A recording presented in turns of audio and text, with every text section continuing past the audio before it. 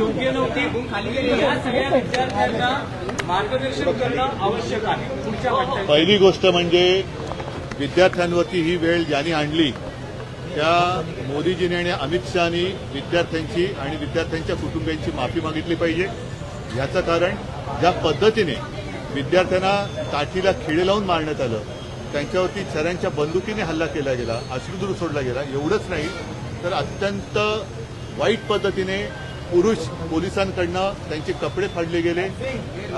ज्या पद्धतीने तो व्हिडिओ मी पाहिला, एक ती मुलगी पुढे जाते आणि तो पोलीस पाठवून तसं तो मला बोलायला सुद्धा लाज वाटते।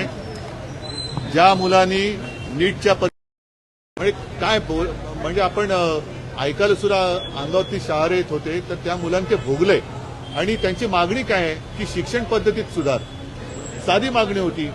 जे तुम्ही आत्ता करताय ते तुम्ही पहिल्या दिवशी त्यांच्याशी बोलून करू शकत होतात, पण तुम्हाला अतिरेक्यांशी बोलायला पाहिजे, पाकिस्तान्यांशी बोलायला काय वाटत नाही, पण आपल्याच देशाचे जे भाग्यविधाते आहेत त्यांना तुम्ही झुरळ म्हणताय, त्यांना तुम्ही भरकटलेले म्हणताय, काय पुढे देश चालणार कसं?